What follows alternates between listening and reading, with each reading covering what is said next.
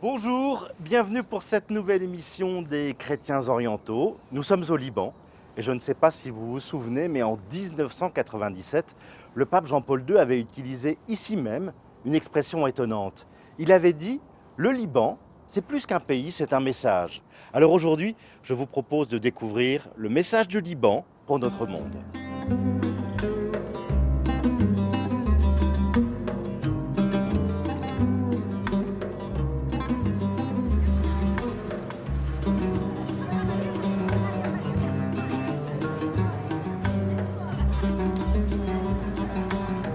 Jusqu'à l'âge de 25 ans, je ne savais pas, parmi tous mes amis, qui étaient chrétiens, qui étaient musulmans, qui étaient druzes, je ne savais pas. Eux ne savaient pas. Nous vivions comme un peuple ayant chacun sa foi dans le respect de l'autre et certainement pas intéressés à savoir quelle était la religion de l'autre.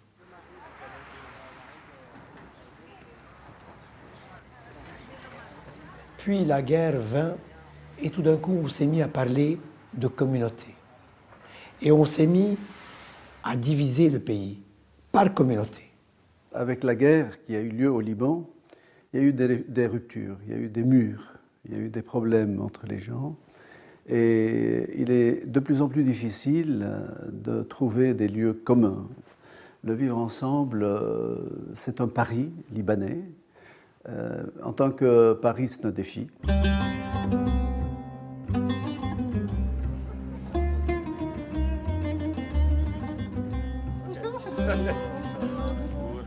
Ahlan, soyez les bienvenus à Der el-Amar. Cette petite ville s'appelle Der el-Kamar, couvent de la Lune.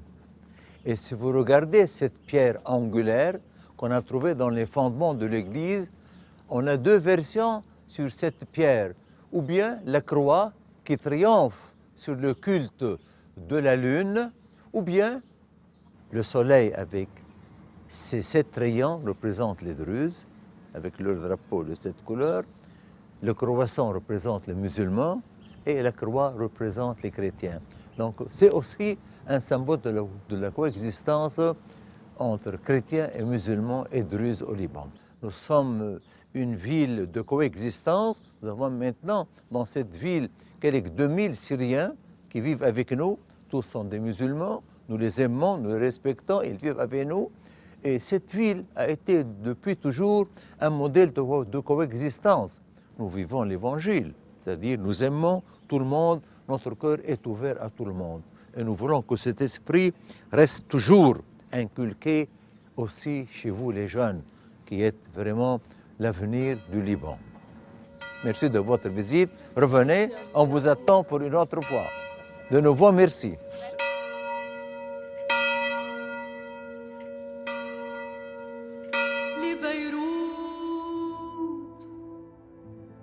من قلبي سلام لبيروت وقبل للبحر والبيوت لصخرة كأنها. Le Liban aujourd'hui, c'est un pays qui est qualifié de pays carrefour, qui a été qualifié de pays message par Saint Jean-Paul II, et qui est pratiquement au carrefour de plusieurs civilisations. Et donc toutes les cultures sont pratiquement passées par là, des cultures chrétiennes, des cultures musulmanes, etc.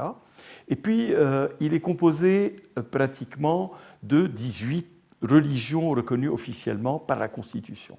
Chacune de ces communautés a ses propres rites, ses propres traditions, sa propre histoire, et chaque communauté apporte sa richesse au pays, et donc c'est toutes les richesses additionnées qui font de ce pays ce qu'il est actuellement. Nous sommes dans un pays où le système politique et communautariste, si je peux dire, repose sur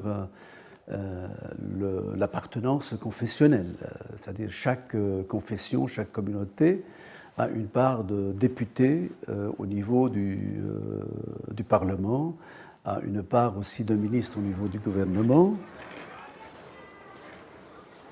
Envers et contre tout, les Libanais vivent une expérience de vie en commun, une expérience de convivialité ensemble qui est pratiquement unique au monde.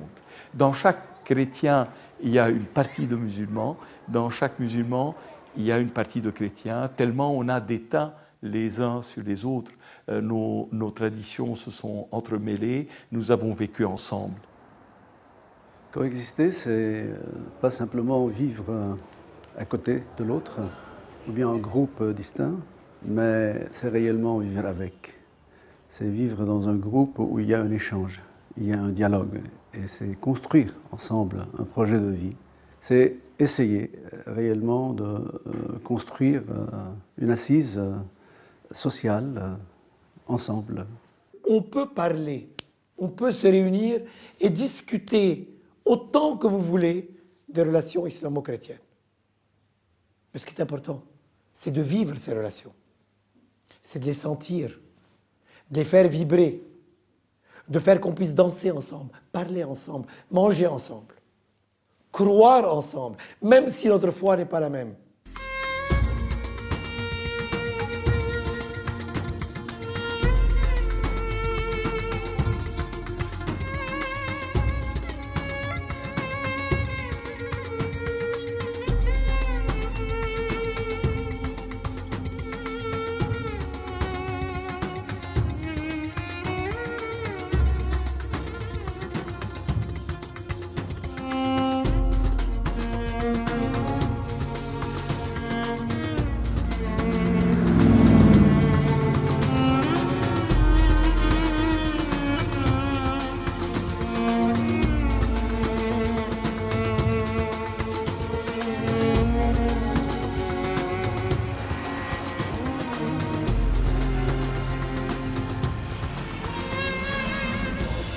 وعليك صباح النور تفضلوا اهلا تفضلوا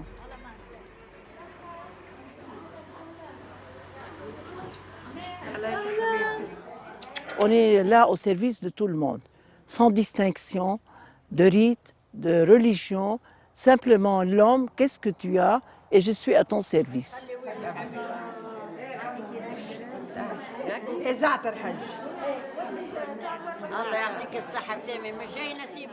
Au début, les gens, ils étaient un peu méfiants, surtout de la part des musulmans, de venir dans une association chrétienne. Mais une fois qu'ils ont fait l'expérience le premier jour, la première fois, deuxième fois, ils ont pris l'habitude et ils ont découvert qu'on était à leur service et non pas contre eux.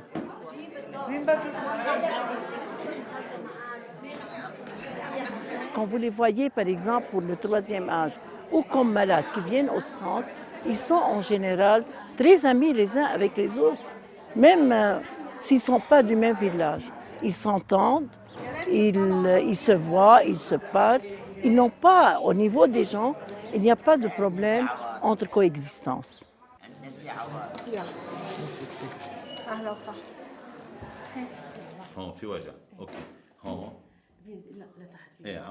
L'idée de mélanger la croix et le croissant dans le cadre humanitaire n'est pas celui d'ériger une église face à une mosquée ou une mosquée face à une église. Nous soignons dans les mosquées.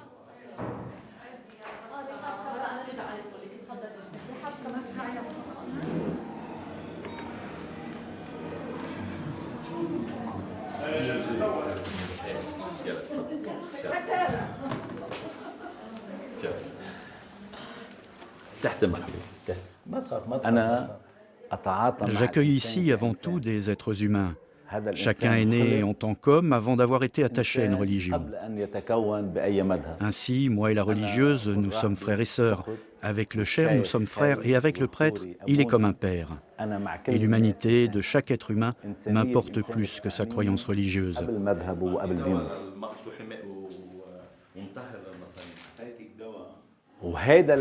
C'est cet esprit que j'ai retrouvé dans l'ordre de Malte, puisque le message c'est « Je ne te demande ni ta race, ni ta couleur, ni ta religion, je te demande quelle est ta souffrance. » Je pense être à ma place et je veux finir ma vie professionnelle ici, à l'ordre de Malte.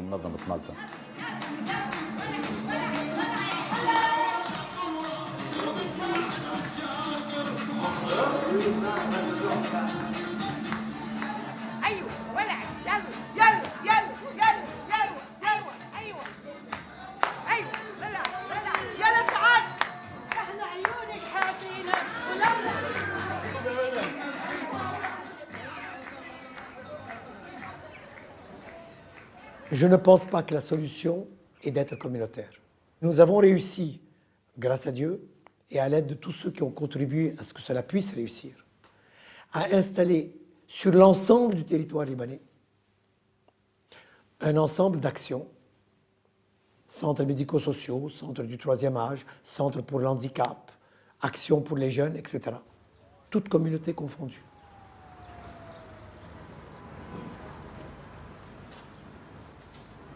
Smallah alayhom.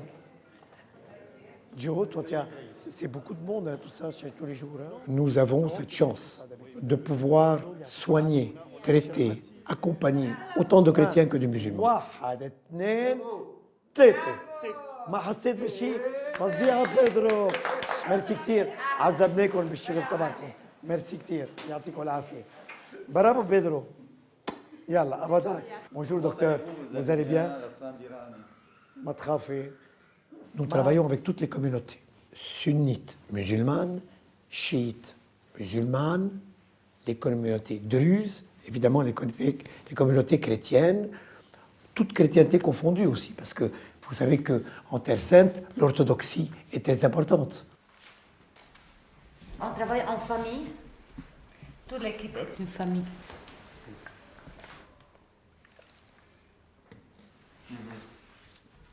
Étant chrétien, il faut travailler avec tout le monde et n'importe qui, quelle personne qui a besoin.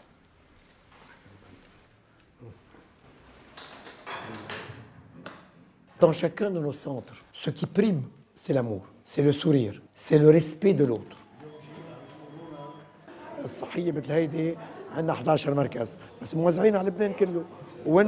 L'Ordre de Malte a la chance d'avoir aujourd'hui un réseau qui lui permet, au travers de son action humanitaire, de devenir un tout petit instrument de coexistence et de paix. بسم الآب والابن والروح القدس الإله الواحد آمين. ملاك الرب بشر مريم العذراء فحملت من الروح القدس. السلام عليك يا مريم يا ممتلئة نعمة الرب معك مباركة أنت في النساء ومباركة ثمرة بطنك سيدنا يسوع المسيح. يا قديسة مريم يا والدة الله صلي لأجلنا نحن الخطأ الآن وفي ساعة موتنا آمين. تضرعي لأجلنا يا والدة الله القديسة لكي نستحق موعد المسيح. نسألك الله. La foi est une source de force. La laïcité, c'est beau. Personne n'a rien contre la laïcité. Mais faut-il que la laïcité ait le courage de pouvoir vivre avec l'autre et son sentiment de foi, quelconque soit sa foi. Nous sommes en Orient. La foi a un rôle très très important à jouer. Les croyances religieuses ont un rôle très très important à jouer. Et l'oriental est sentimental. Il a une foi particulièrement aiguisée. Il a un sentiment d'appartenance. D'abord à Dieu, à sa foi, à sa communauté et à sa religion. Vous savez, il y a plusieurs degrés. Il y a la religion, on est chrétien, c'est bien, mais on est chrétien maronite. On est chrétien grec-orthodoxe, grec-catholique, arménien-catholique, arménien-orthodoxe. On appartient à sa communauté et on est très souvent fort par sa communauté.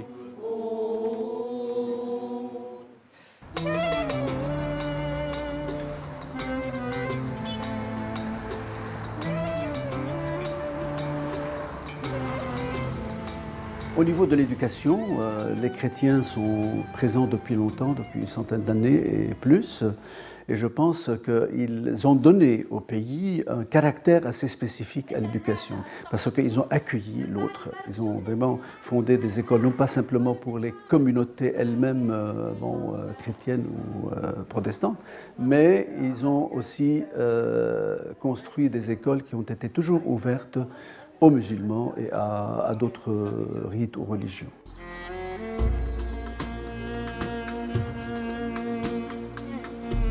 L'USJ, l'Université Saint-Joseph, est quelque part un laboratoire, c'est un chantier de tous les jours afin de justement préparer des générations qui peuvent changer quand même, disons, la donne au niveau libanais. tout étudiant, au moins du cycle de licence, doit étudier toute religion. Il doit étudier ce qu'est la citoyenneté, découvrir les cultures religieuses, le patrimoine spirituel de l'autre, l'éthique, à base religieuse, mais aussi, disons, de manière générale, qui aide toute personne à grandir, à consolider son regard positif sur l'autre. Un personnage qui est debout. Hammurabi est représenté sur ce code d'Hammurabi. Il y a au niveau libanais quelque chose de précieux que nous vivons, c'est la liberté de conscience. Ça n'existe pas ailleurs peut-être. Et au niveau du message, je pense qu'au Liban, chrétiens et musulmans ont fait attention à ce niveau-là, à cette définition de la liberté.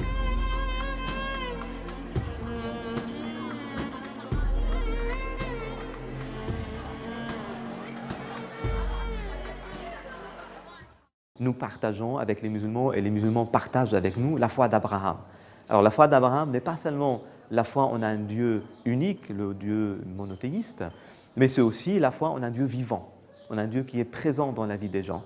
Et ça, c'est, je dirais, presque plus important que la foi monothéiste en tant que telle, parce que notre Dieu commun est un Dieu vivant, c'est un Dieu qui prend soin de ses enfants, et je pense que ceci est énorme et très important. Alors après, sur le plan, je dirais, davantage populaire ou davantage culturel, de culture religieuse, il y a d'autres éléments, comme Marie, par exemple. Vous savez que le Coran vénère énormément Marie, la mère de Aïssa, le Messie, Jésus. Facilement, on peut voir des musulmans, on peut même voir des femmes musulmanes voilées qui sont en train de prier dans des sanctuaires mario-chrétiens.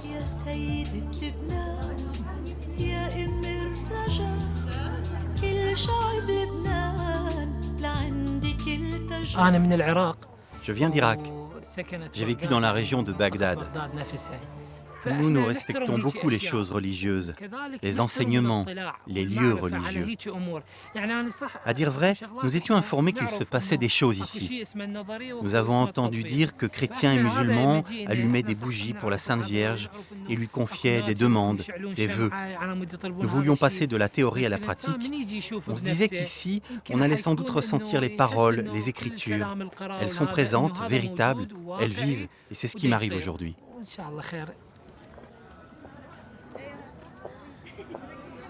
Quand je vois des musulmans ici, je ne suis pas surprise du tout, parce que je sais que les musulmans croient aussi en la Vierge Marie.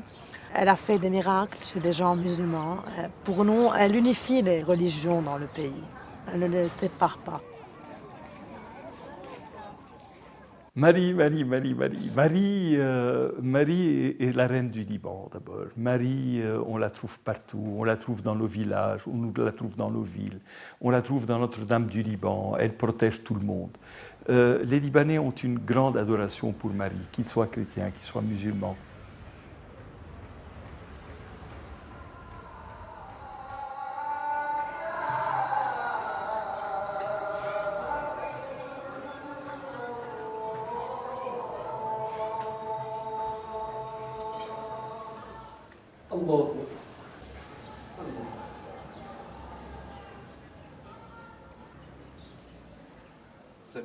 Dans toutes les mosquées du monde entier, vous allez trouver dans la direction de la Mecque la formule, comme vous voyez ici, ça concerne Marie. Et ça raconte l'histoire du prophète Zacharie, quand il est rentré voir la Sainte Vierge Marie dans le temple, et il a trouvé de nourriture chez elle, et il lui a demandé qui t'a donné cette nourriture, et la Sainte Vierge a dit ça vient de Dieu.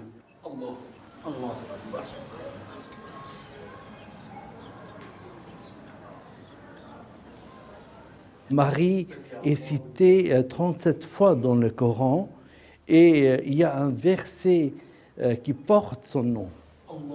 Dans la sourate Al-Imran, il y a un verset qui parle de l'Annonciation. Et en même temps, dans les évangiles, il y a un texte de Saint Luc qui parle de l'Annonciation. Et si nous mettons ces deux textes l'un en face de l'autre, on se rend compte qu'ils disent presque la même chose. Dans le Coran, Marie est la mère de Jésus.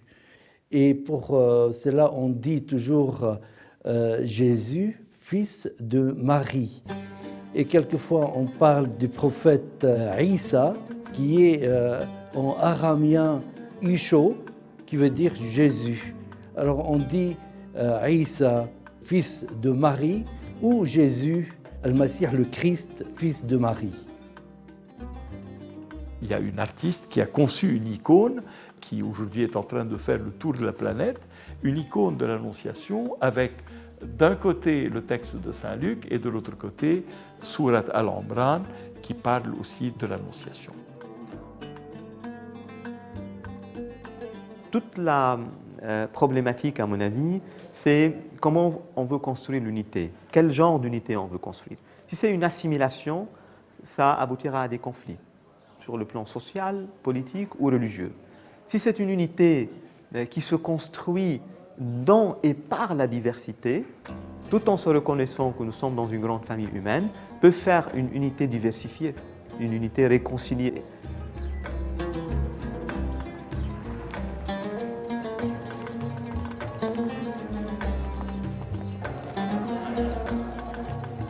Ce qu'on fait au Liban actuellement, on s'est réunis le 25 mars de chaque année, musulmans et chrétiens, pour prier ensemble. Et ici, quand je parle de la prière, ce n'est pas la prière liturgique, mais c'est plutôt l'invocation de la Sainte Vierge pour implorer Dieu, invoquer Dieu.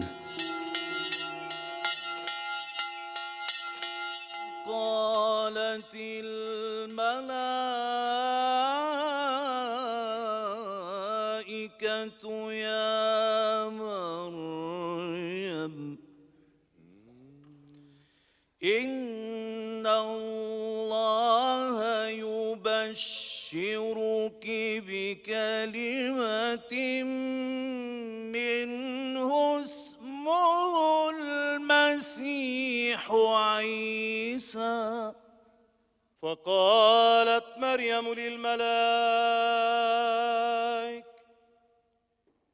كيف يكون هذا وأنا لا أعرف رجلا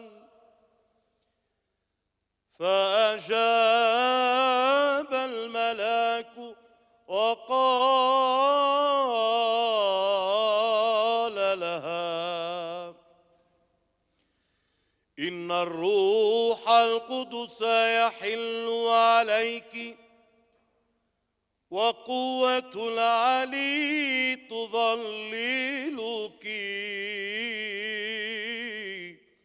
L'idée n'est pas pour le chrétien d'amener le musulman vers lui ou le musulman d'amener le chrétien vers lui. Notre affaire n'est pas, notre rencontre n'est pas une rencontre théologique. On va dans ces rencontres se connaître mieux, se connaître beaucoup plus ces traditions, les traditions de prière de l'autre, respecter l'autre et même être émerveillé par sa façon de prier et d'invoquer son Dieu.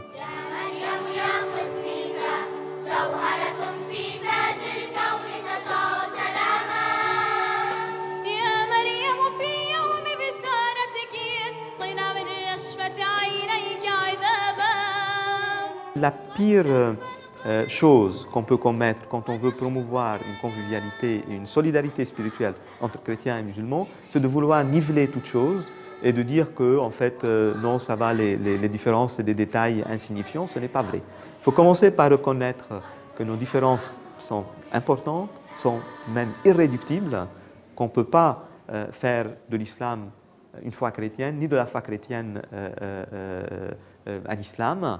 Donc on a deux trajectoires religieuses différentes, avec un socle commun assez important, qui suffit pour pouvoir vivre une solidarité spirituelle, une certaine forme de communion, tout en reconnaissant, et tout en partant d'ailleurs de la reconnaissance des différences.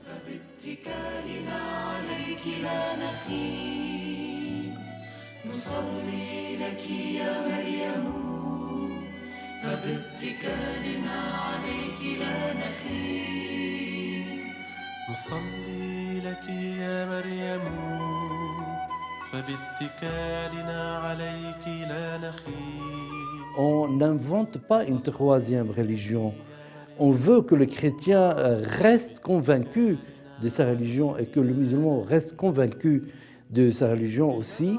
Mais on dit qu'on s'est réunis ensemble, on doit respecter l'un l'autre. Les convictions, la spécificité de chacun, aussi aimer cette différence.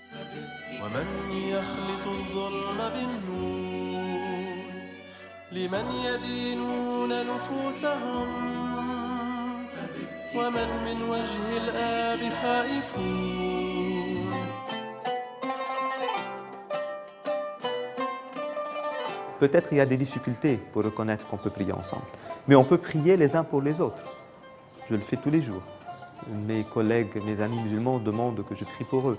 Je fais d'ailleurs la même chose, je leur demande de prier pour moi, parce que rien ne m'empêche en tant que chrétien de croire en l'authenticité de la prière de l'autre. Ce sont les paroles de Jean-Paul II, en fait, après la rencontre d'Assise en 86. À partir de là, je peux me confier à la prière de l'autre ou intégrer l'autre dans ma prière. C'est ce que nous appelons à la Fondation Adiane solidarité spirituelle.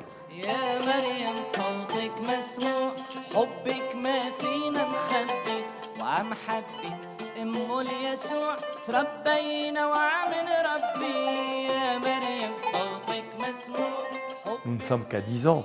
Là, nous avons attrapé un fil très important et les années à venir vont certainement nous surprendre. N'ayez pas peur, nous disait et Jean-Paul II et Benoît XVI, aujourd'hui Pape François. N'ayons pas peur. C'est vrai que c'est douloureux, c'est vrai que c'est difficile, mais n'ayons pas peur. La vérité est ailleurs. Elle est dans notre capacité de s'ouvrir à l'autre et de faire que l'autre accepte cette ouverture, même s'il est moins près que nous. Il y a toujours quelqu'un qui doit faire le premier pas. Cette image, chers amis, on ne peut la voir qu'au Liban. Il faut en être fier et travailler pour qu'elle se développe.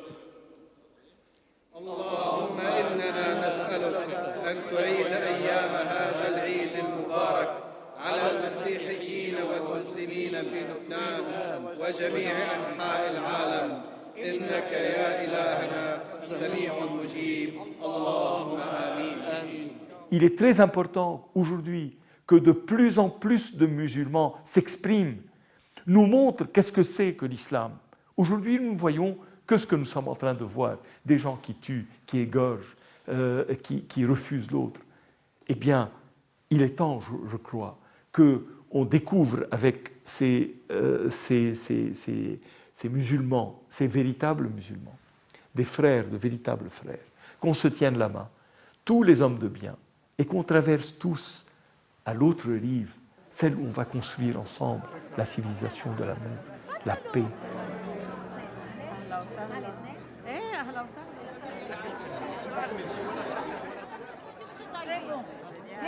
C'est dans cette belle atmosphère de convivialité, de coexistence que s'achève cette émission. Merci à l'Ordre de Malte Liban qui nous a aidés à sa mise en œuvre. Si vous souhaitez avoir plus d'informations sur l'association française Malte Liban, vous pouvez vous connecter sur le site de France 2, Les Chemins de la Foi. Bon dimanche à tous, merci pour votre fidélité.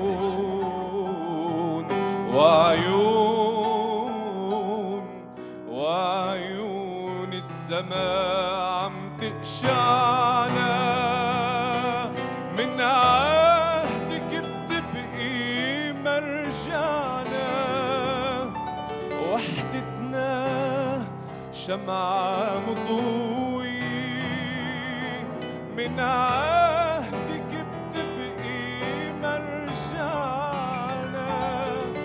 وحدتنا شمعة مضوي